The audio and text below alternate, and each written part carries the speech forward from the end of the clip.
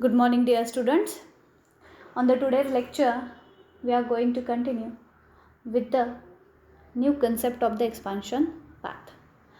This concept is totally depend upon isocost line. When we study about what is the isocont, do you remember what is the isocont? Isocont is nothing but the curve which shows the combination of two goods which gives equal combination of two inputs which gives same level of output. म्हणजे असे दोन inputs तुम्हाला use करायचे आहेत किंवा एका कर्ववर दाखवले जातात की ते इनपुट्स तुम्हाला सेम लेवल ऑफ आउटपुट तिथं तयार करून देतात, राईट. आणि मग त्याच्या आपण प्रॉपर्टीज पाहिलेल्या होत्या. आयसोकॉनचं माझं लेक्चर जर तुम्ही व्यवस्थित ऐकलं असेल, नसेल ऐकलं तरीसुद्धा ते यूट्यूबला आहे, you can hear it again and again. तर तिथं तुमच्या लक्षात येईल की it is the curve which shows the combination of inputs which gives equal level of production किंवा इक्वल लेवल ऑफ आउटपुट. आता त्याच्यानंतर आपण त्याच्या प्रॉपर्टीज बघितलेल्या होत्या. It is downward from left to right, it is convex to origin, higher shows the higher production, lower shows the lower production, right. Means these things we already studied in our earlier lecture. Now we are going to study what is the expansion path. Okay, what is the expansion path? Here you can see that if you imagine a set of isoquant represent each possible rate of output and the given relative cost of resources, we can then draw the isocost line and to determine optimum combination of resources for producing each rate. जसं इथं आता isocost line मी तुम्हाला दाखवते. Isocost line means intersection between isoquant and cost line. Cost line कशी असते मुलांनो, हे तुम्ही शिकलेला आहात ऑलरेडी. अशा पद्धतीची आपली कॉस्ट लाईन ही असते. आणि आयसोकोंट, हा आयसोकोंट जिथं कुठं तिला इंटरसेक्ट होतो या पॉईंटला आपण ई म्हणजेच प्रोड्युसर इक्विलिब्रियम असं म्हणतो. म्हणजे इथं he is producing the optimum level of output. हा मुद्दा आहे, लक्षात घ्या. Isocost line means cost line intersect isoquant. That isocost line shows the different level of combination of input which in a same cost. At the time where the isocost line meet the vertical axis and the quantity of the capital that can be purchased is equal to the total cost divided by monthly cost of the per unit capital. Where the isocost line meet the horizontal axis, the quantity of labor that can be purchased equal and total cost divided by the monthly cost for the labor.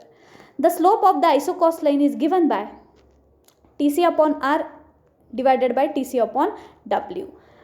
W in the sense की बाबा तुमचे लेबरचे वेजेसचे किती cost होतं आहे आणि R म्हणजे जो काही तुमचा रेट ऑफ इंटरेस्ट कॅपिटलवर काय जातो आहे. तर त्याचा एक फॉर्म्युला त्यांनी इथं दिलेला आहे. त्यानंतर आपण काय बघतो की एक्सपान्शन पाथ म्हणजेच काय, तर it is if you imagine the set of isoquant. एका डायग्रॅममध्ये जास्तीत जास्त आयसोकॉन्ट असतात हे मी तुम्हाला सांगितलेलं आहे. म्हणजे हा एका कंपनीचा प्रोडक्शन लेवल आहे, हा दुसऱ्या कंपनीचा प्रोडक्शन लेवल आहे, हा तिसऱ्या कंपनीचा, ह्यालाच आपण IS1, IS2, IS3 असं म्हणू शकतो, बरोबर आहे. मग if you imagine a set of isoquant representing each possible rate of output and the given relative cost of resources, we can then draw the cost line and to determine optimum combination of the resources for producing each level of output. Means जेव्हा ते intersect होतात, आता for example हे धरून चला की आता इथं या कंपन्यांचा हे आहे, आयसोक्वांट आहे आणि हा समजा प्राईज लाईन कॉस्ट लाईन आहे. हा इथे इंटरसेक्ट झाला, मग हे ऑप्टिमम प्रोडक्शन या लेवलचं त्या कंपनीचं असू शकतं. या कंपनीच्या बाबतीत कॉस्ट लाईन या पद्धतीची आहे, मग तिचं ऑप्टिमम प्रोडक्शन हे असू शकतं. हे त्यांनी या स्लाईडमधून आपल्याला शिकवलेलं आहे. त्यानंतर the expansion path leads to the total cost curve and expansion path is the long run cost concept. Each point of a expansion path represent cost of minimizing combination of input. Expansion path leads to the total cost curve, right? And expansion path of the long run concept because of all the input can be change. Each point of expansion path represent the cost minimizing combination of input. Always remember, any producer is trying to minimize his cost of production, and if he being the successful in the minimizing the cost, then definitely the profit level will be increasing. So here some explanation is given. Each point of the expansion path represent the cost of minimizing combination of input.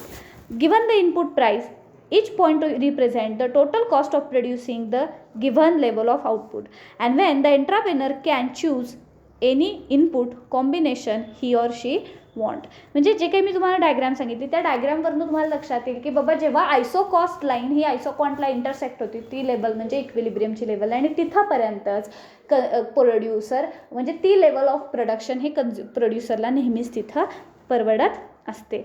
Given input price each point represent the total cost of producing given level of output when the entrepreneur can choose any input combination he or she want. हा मुद्दा इथं त्यांनी दिलेला आहे की प्रोड्युसरला किती लेवलपर्यंत production करायचं आहे हे ठरवण्यासाठी ही सगळी कन्सेप्ट इथं उपयोगी पडते. So here some explanation is given. Expansion path leads to the total cost curve and expansion path is the long run concept because all the input can be changed. Each point of expansion path represent cost minimizing combination of inputs. Given input price, each point represent the total cost of producing a given level of output when the entrepreneur can choose any input combination he or she want. Expansion. If the relative price of the resources change, least cost resources combination will also change. The firm's expansion path will change. Means here some explanation given regarding expansion path. If the relative price of the resources change, then the least cost resources combination also change. कारण शेवटी कसं आहे list cost combination हे तुमच्या प्राईसवर raw मटेरियलच्या प्राईसवरच depend राहतं आहे. The firms expansion path will change. For example, if the price of labor increases, capital become relatively less expensive. The efficient production of any given rate of output will therefore call for the less labor and more capital. Now we are talking about return to scale. What is the return to scale? Is the large scale of production more efficient than the small production can be certain or for the certain market? Is the market better served by the many small firms and the few large ones? The return to scale concept describes the relationship between scale and efficiency. When you talk about the efficiency ना तर return to scale हे खूप जास्त तुम्हाला उपयोगी पडतं आहे. Next, the return to scale concept is inherently for the long run concept. जसं मगाशी आपण कन्सेप्ट बघितली की एक्सपान्शन पाथ असो किंवा रिटर्न टू स्केल असो हे both for the long run आहे. कारण शॉर्ट रनमध्ये फार काही स्कोप नसतो. You studied about it in the FY BCom as well. Short run प्रोडक्शनमध्ये फार काही तुम्हाला रिटर्न्स मिळतील असं नाही. कारण कसं होतं तिथं आपण सगळे फॅक्टर्स नाही बदलू शकत आहे. परंतु इथं मात्र तसं काही नाही आहे. You can change everything. Increasing return to scale a production function for which given the proportion change in all the input leads to the more proportion change in a output. म्हणजे law of return to scale जर आठवत असेल there are 3 categories of that particular production. In the first production, output increases more proportion than input. In the second stage, output increases same proportion of input. And in third stage, output increases but the less proportion than input. Means in the long run, guys, your production is continuously increases and so that it is according to you, but just you have to consider the proportion as compared to the inputs. Increasing return to scale, production function for which any given the proportion change in all the inputs leads to the more than proportion change in the output. Next is the return to scale. Some explanation is given when we are talking about 3 stages. One is the increasing return to scale where the production for which given proportion change in all the input leads to increase the output in a more proportion. When the output increases at a more proportion, then that stage is called as increasing returns. When we talk about constant return to scale, a production function which proportion change in all the input cause output to change by the same proportion. Mean in this stage, when whatever the inputs you are increasing by 10%, then your output is also increases by 10%. Means it is the constant return to scale. Next, increasing return to scale, a production function for which proportional change for all the input causes the less proportion change in the output. Decreasing return to scale means here also your output is increases but not as much proportion as a input. Now we are talking about what is the exact difference between diminishing returns and decreasing returns. Diminishing return to the scale is a short run concept that refers to case in which the input vary while all the other remains factor all remains fixed. Means diminishing returns in the sense काय की तुम्ही input constant ठेवताय, काही input जास्त आपल्याला fixed input जे काही येते तर शॉर्ट टर्ममध्ये बदलताच येत नाही. आणि मग त्यामुळे प्रॉब्लेम काय होतं की if you are not increasing the specific fix inputs then your production not increasing beyond the level and so that you will start getting decreasing returns or the diminishing returns. You can say diminishing returns is the very word for, appropriate word for it. But the decreasing returns is in the long run. Here your production is increases, no doubt, but the proportion of increase in the production is less than change in inputs. म्हणजे दोन शब्दांचा अर्थ मुलांना व्यवस्थित लक्षात ठेवायचा आहे. Diminishing returns म्हणजे इथं तुला प्रोडक्शनच तुझं फॉल डाऊनला जातं आहे, परंतु डिक्रीजिंग रिटर्न्समध्ये तुझं प्रोडक्शन वाढते नो डाऊट, पण ज्या प्रमाणात तू इनपुट वाढवतोय त्या प्रमाणात तुझे आउटपुट वाढत नाही आहे. समजा इनपुट तू 10% रेज केले तर इनपुट तू 10% रेज केले तर आउटपुट तुझे वाढत आहेत, पण 5%, 6% वाढत आहेत. मीन्स लेस दॅन इनपुट. सो इथं त्यांनी डायग्राम्स दिला. आता कॉन्स्टंट रिटर्न टू स्केल इथं तुम्ही बघू शकता की हा आयसोकोंट असू दे,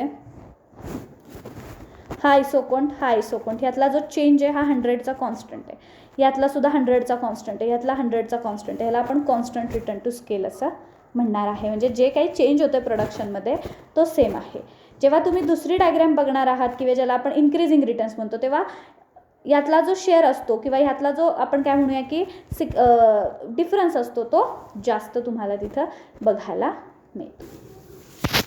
Now in this slide you can say that the change in the input increasing return to scale beyond the point B.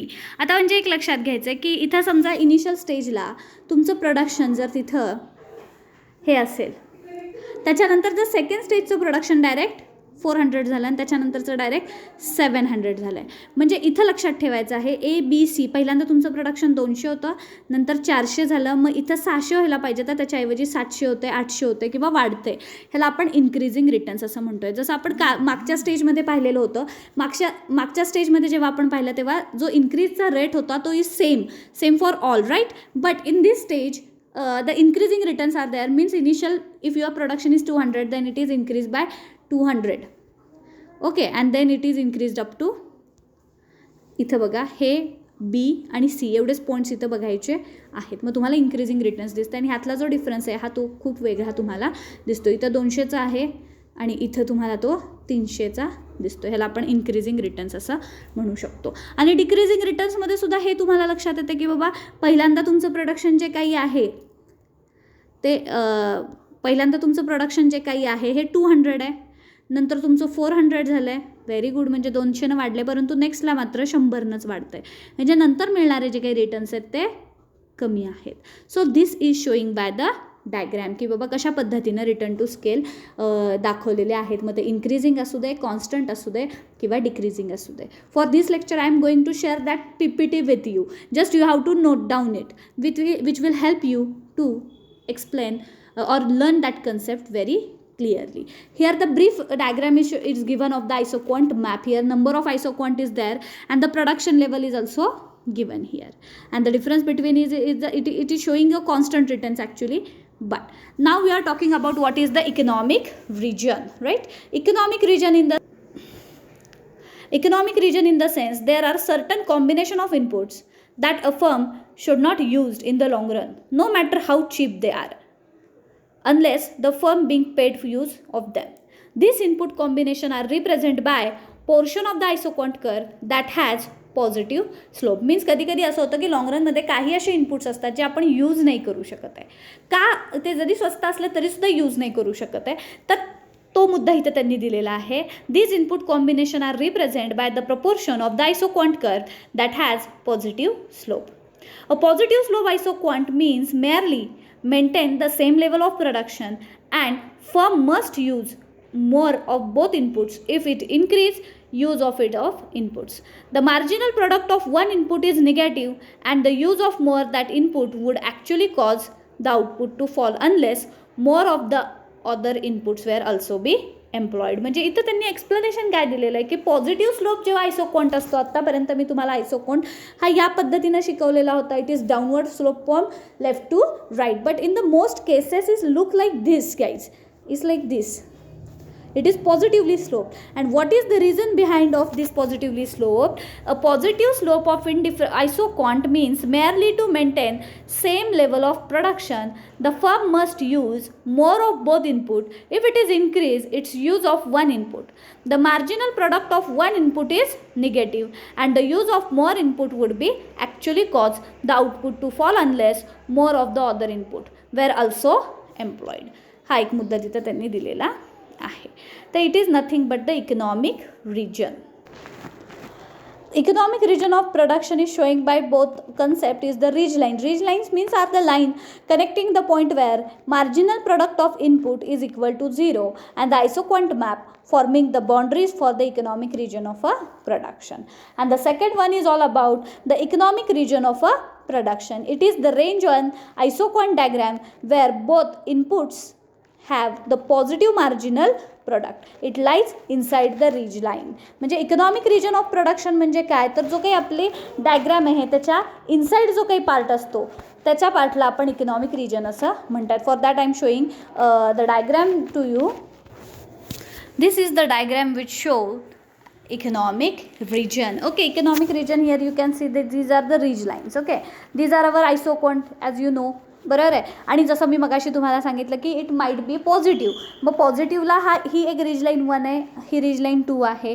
And what is the economic region? The economic region जो inside part असतो तो इथं दाखवलेला आहे बघा. हा economic region इथं त्यांनी शो केलेला आहे. You can see here economic region. So this diagram just you have to remember for the economic region. This is nothing but I'm going to share that slide as well as this diagram with you. You just have to note down in a notebook. This is a new concept for you where we studied about the expansion path, return to scale and economic region.